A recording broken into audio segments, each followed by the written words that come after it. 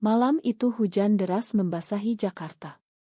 Aku berdiri di balkon apartemen Nadia, tangan memegang gelas anggur yang sudah hampir kosong, menatap lampu-lampu kota yang berkedip seperti denyut nadi yang panik. Nadia ada di belakangku, diam, tapi aku bisa merasakan tatapannya membakar punggung. Kami sudah berteman 10 tahun.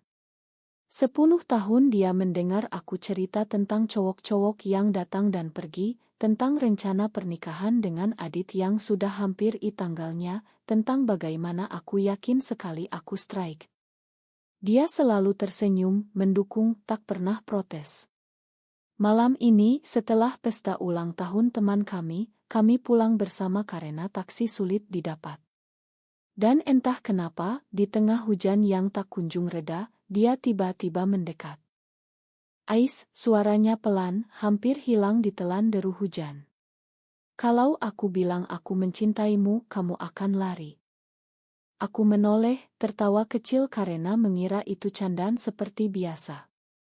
Tapi wajahnya serius. Matanya merah karena anggur atau karena sesuatu yang lebih dalam, aku tak tahu. Sebelum aku sempat menjawab, dia maju selangkah, tangannya menyentuh pinggangku pelan, lalu bibirnya menyentuh bibirku.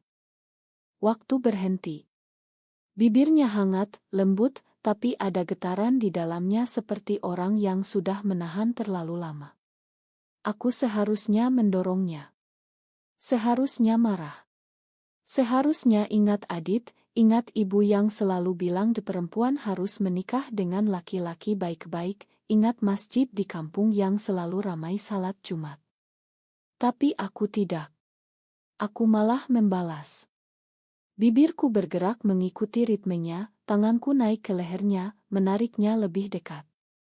Ciuman itu seperti pintu yang selama ini terkunci rapat, tiba-tiba terbuka lebar dan angin kencang menerobos masuk. Kami berpisah setelah beberapa detik yang terasa seperti jam.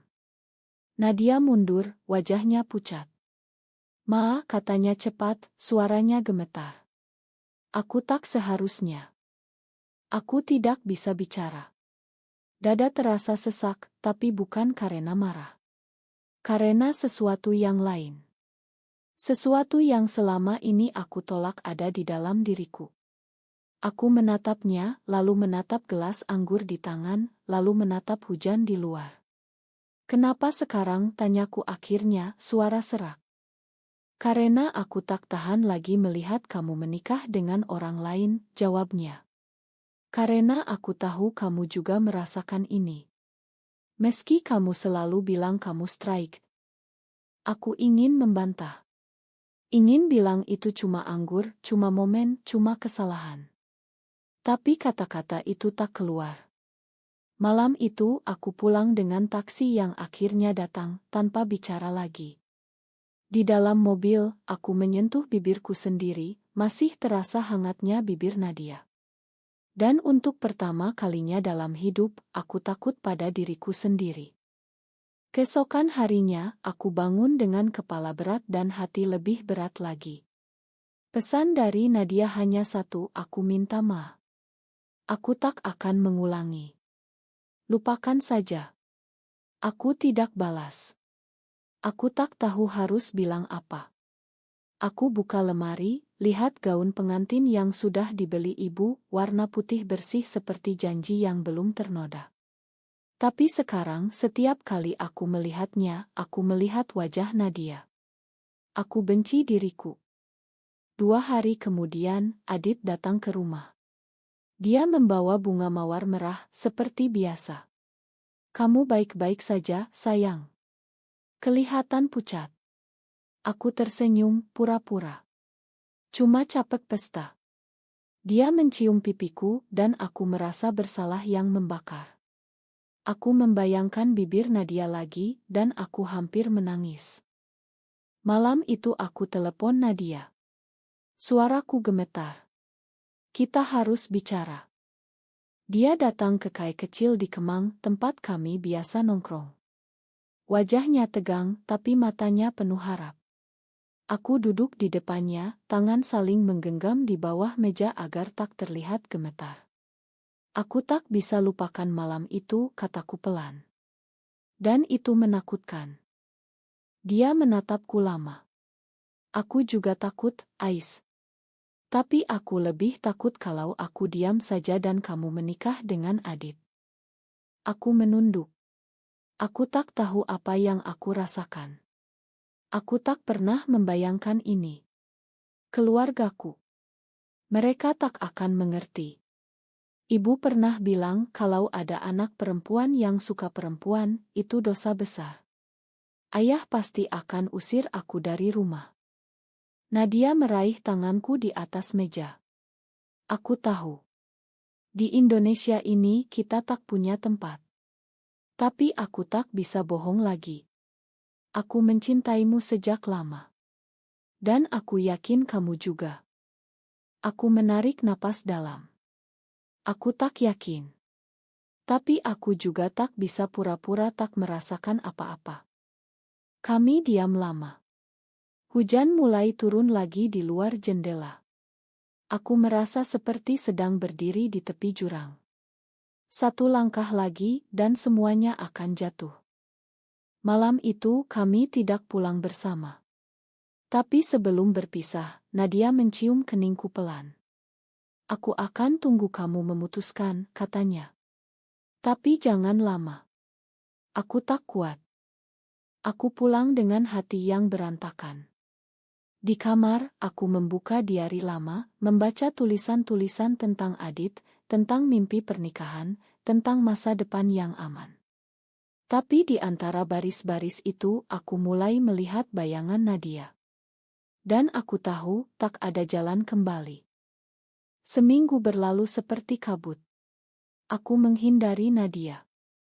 Aku balas pesan Adit dengan cepat, pura-pura sibuk. Tapi setiap malam, aku tak bisa tidur. Aku memutar ulang ciuman itu di kepala, berulang-ulang sampai dadaku sakit. Aku mulai bertanya pada diri sendiri, apa ini hanya rasa penasaran? Apa ini hanya karena aku kesepian? Atau ini memang aku? Ibu menelepon. Suaranya ceria seperti biasa. Ais, kapan Adit ke rumah lagi? Ibu mau bahas tanggal nikah. Juni tahun depan bagus, kan? Musim kemarau, tamu tak kehujanan. Aku menjawab ya, tapi suaraku datar. Ibu curiga. Kamu kenapa? Sakit. Aku bohong lagi. Cuma capek kerja. Aku tahu aku tak bisa terus bohong. Tapi aku juga tak tahu cara jujur. Akhirnya aku menemui Nadia di taman kecil dekat apartemennya. Malam sudah larut, hanya ada lampu jalan kuning yang redup. Dia duduk di bangku, memakai jaket tebal meski cuaca tak dingin. Wajahnya lelah. Aku tak bisa lanjut dengan Adit, kataku langsung. Setiap kali dia pegang tanganku, aku membayangkan tanganmu. Nadia menatapku, tak bicara. Matanya berkaca-kaca. Tapi aku juga tak bisa lanjut denganmu, lanjutku. Aku takut. Aku takut keluargaku benci aku. Aku takut tetangga bicara. Aku takut Tuhan marah. Dia mengangguk pelan. Aku mengerti. Aku sudah hidup dengan itu sejak SMA. Aku tahu rasanya disembunyikan, dikucilkan. Tapi Ais, kalau kamu pilih Adit, kamu akan bahagia. Aku diam, pertanyaan itu seperti pisau. Aku tak tahu, jawabku akhirnya. Tapi setidaknya aku tak akan kehilangan keluarga. Nadia tersenyum pahit. Kamu akan kehilangan dirimu sendiri. Kata-katanya menusuk. Aku menunduk, air mata jatuh ke tanah. Aku takut salah pilih. Dia meraih tanganku. Aku tak minta kamu langsung bilang ke semua orang. Aku cuma minta kamu jujur pada dirimu. Kalau kamu memang striked, pergi saja. Aku akan belajar menerima. Tapi kalau kamu merasakan ini, jangan bohong lagi. Malam itu kami berpelukan lama di taman sepi.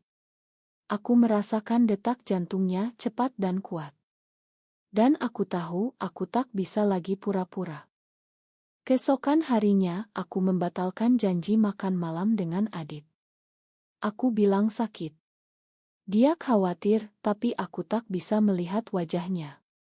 Aku tahu aku sedang menyakitinya, dan rasa bersalah itu seperti beban di punggung. Aku mulai bertemu Nadia lebih sering, tapi rahasia.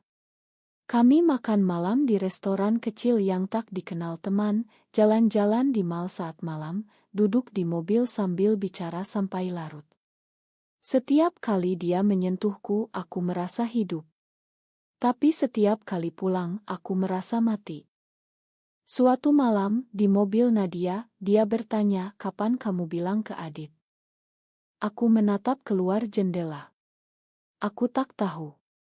Aku takut dia marah. Aku takut dia bilang aku gila. Nadia menghela napas. Dia berhak tahu. Kamu tak bisa terus bohong. Aku tahu dia benar.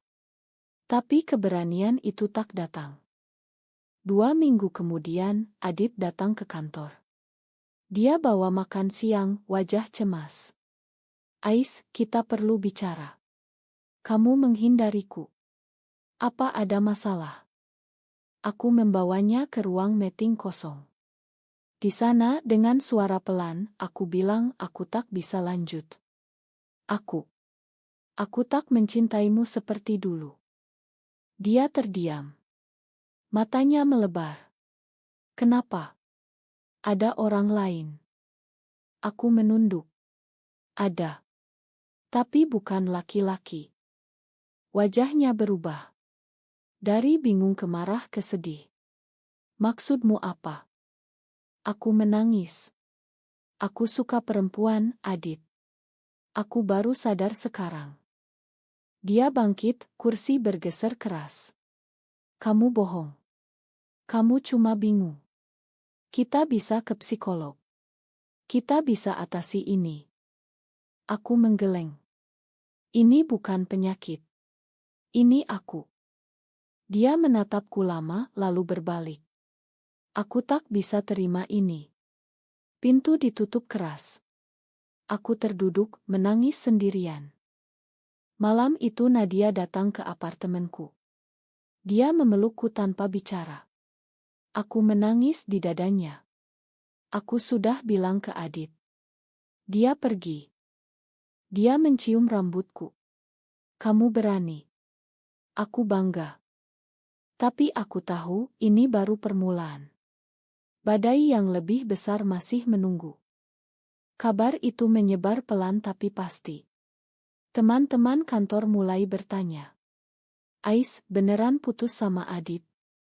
Katanya kamu. Mereka tak berani lanjut, tapi tatapan mereka sudah cukup. Aku mulai merasa seperti orang asing di tempat yang dulu aku anggap rumah. Ibu menelepon hampir setiap hari.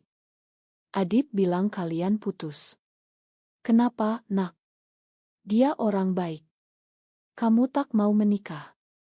Aku selalu bilang senanti dibicarakan. Tapi aku tahu tak bisa terus begitu. Akhirnya aku pulang ke rumah di Bogor. Ayah dan ibu duduk di ruang tamu, wajah tegang. Adit sudah cerita semuanya. Dia datang ke rumah, menangis, bilang aku sakit jiwa. Ibu menangis sebelum aku bicara. Ais, katanya kamu suka perempuan. Itu bohong, kan? Kamu cuma stres. Kita bawa ke Usta, kita baca ruyah. Aku menunduk.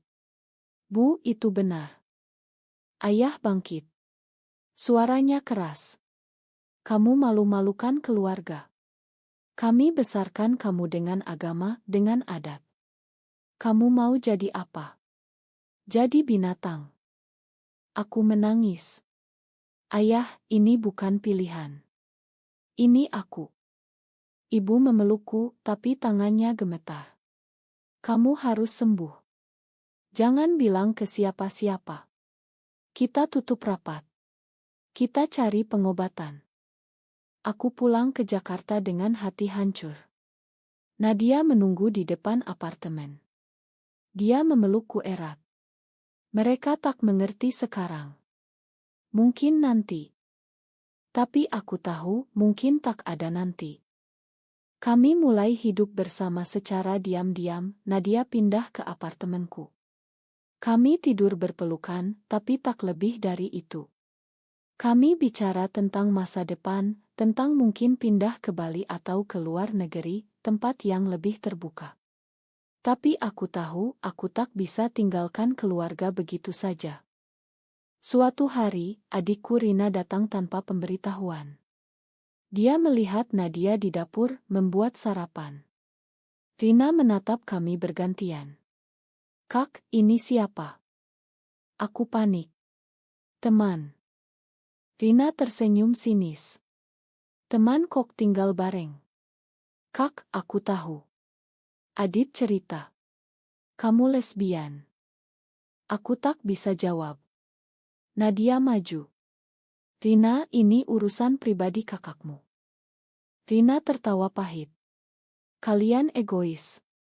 Kalian tahu keluarga kita seperti apa." Ibu tak makan 2 hari setelah Adit cerita. "Ayah malu ke tetangga. Dan kamu malah hidup enak di sini."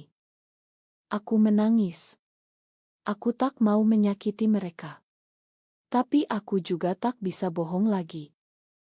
Rina menatapku dingin. "Kalau kamu pilih dia, kamu pilih keluarga musuh. Pikir baik-baik." Dia pergi, meninggalkan aku dan Nadia dalam keheningan yang berat. Malam itu aku bertengkar dengan Nadia. Mungkin aku harus kembali ke keluarga. Mungkin aku harus coba lagi jadi straight. Nadia menatapku, sakit. "Kamu mau bohong lagi? Kamu mau nikah dengan orang lain, pura-pura bahagia, sementara aku di sini hancur." Aku menangis. Aku tak tahu lagi apa yang benar. Dia memelukku. "Yang benar adalah kamu jujur pada dirimu. Meski sakit. Tapi sakit itu terlalu dalam." Aku mulai merasa terjebak di antara dua dunia, dunia yang menginginkan aku normal, dan dunia yang membuatku merasa hidup. Bulan-bulan berikutnya seperti perang dingin.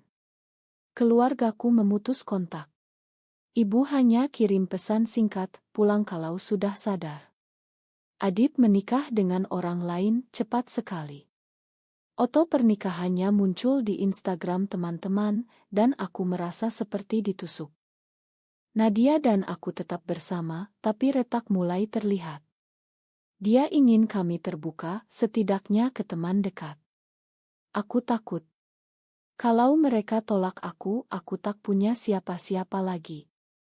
Dia mengerti, tapi aku tahu dia kecewa. Suatu malam kami pergi ke Kaigai Rindli di Senopati. Pertama kalinya aku masuk ke tempat seperti itu. Aku melihat pasangan-pasangan perempuan berpegangan tangan, tertawa bebas. Aku iri. Tapi aku juga takut. Bagaimana kalau ada yang oto lalu sebarkan? Nadia memegang tanganku di bawah meja. Kita tak bisa hidup bersembunyi selamanya. Malam itu aku minum terlalu banyak. Aku bilang, mungkin aku harus putus denganmu. Mungkin aku harus kembali ke keluarga. Nadia terdiam. Matanya merah. "Kamu mau apa, Ais? Kamu mau aku pergi?" Aku menangis. Aku mau semua normal lagi. Dia bangkit. "Kalau normal bagimu adalah bohong, maka aku tak bisa jadi bagian dari itu." Dia pergi. Aku duduk sendirian di kai, menangis sampai pagi. Keesokan harinya, aku pulang ke Bogor. Ibu membukakan pintu, wajahnya penuh harap. "Kamu sadar?" Aku mengangguk. Aku mau pulang. Ayah tak bicara, hanya mengangguk. Mereka pikir aku sudah sembuh. Aku tak bilang bahwa hati aku masih bersama Nadia. Aku mulai hidup seperti dulu. Kerja, pulang, salat, pura-pura. Tapi setiap malam aku menangis diam-diam, aku stalking Instagram Nadia. Dia masih online tapi tak pernah post apa-apa tentang kami. 6 bulan kemudian, Rina menikah. Aku datang sebagai kakak yang lebay. Di resepsi, aku melihat Nadia dari jauh. Dia datang sebagai teman Rina. Wajahnya lebih kurus, matanya kosong. Kami bertatapan. Aku ingin lari ke arahnya, tapi aku tak bisa. Malam itu aku kirim pesan, aku minta maaf. Aku mencintaimu. Tapi aku tak kuat. Dia balas, aku tahu. Tapi aku tak bisa terus menunggu orang yang tak pernah memilih aku sepenuhnya. Aku menangis sampai pagi. Tahun berganti. Aku sudah 30. Keluarga mulai tenang. Mereka pikir aku sudah kembali ke jalan yang benar. Mereka mulai perkenalkan aku dengan laki-laki lain. Aku tersenyum, tapi hati mati. Suatu hari, aku dapat kabar Nadia akan pindah ke Bandung. Dia dapat pekerjaan baru. Aku panik. Aku tahu kalau dia pergi, itu akhir. Aku datang ke apartemen lamanya. Dia sedang packing. Wajahnya terkejut melihat aku. Ais, kenapa kamu ke sini? Aku menangis. Jangan pergi. Aku tak bisa hidup tanpamu. Dia menatapku lama. Kamu sudah pilih keluargamu. Kamu sudah pilih hidup aman. Kenapa sekarang? Aku berlutut. Karena aku salah. Aku tak bahagia. Aku bohong setiap hari. Aku ingin hidup denganmu meski dunia menolak. Dia diam, air matanya jatuh. Terlambat, Ais. Aku sudah terlalu sakit. Aku sudah belajar melepaskan. Aku memeluk kakinya. Tolong. Satu kesempatan lagi. Dia membantuku berdiri. Aku mencintaimu. Selalu. Tapi aku tak mau jadi pilihan kedua lagi. Kalau kamu mau bersamaku, kamu harus siap kehilangan semuanya. Keluarga, teman, nama baik. Kamu siap? Aku menatapnya. Dan untuk pertama kalinya aku mengangguk. Aku siap. Kami berpelukan lama. Hujan turun lagi di luar jendela seperti malam pertama kami. Tapi aku tahu perjalanan ini tak akan mudah. Keluargaku mungkin tak akan pernah makan. Masyarakat mungkin akan hina. Agama yang aku yakini mungkin akan kutentang. Tapi aku tak lagi takut. Karena aku akhirnya memilih diriku sendiri. Dan sekarang, setelah semua luka, semua air mata, semua pengkhianatan terhadap orang lain dan terhadap diriku sendiri, aku bertanya pada kalian yang membaca ini, apakah cinta seperti ini salah hanya karena tak sesuai norma? Atau apakah norma itu yang salah karena tak bisa menerima cinta yang jujur?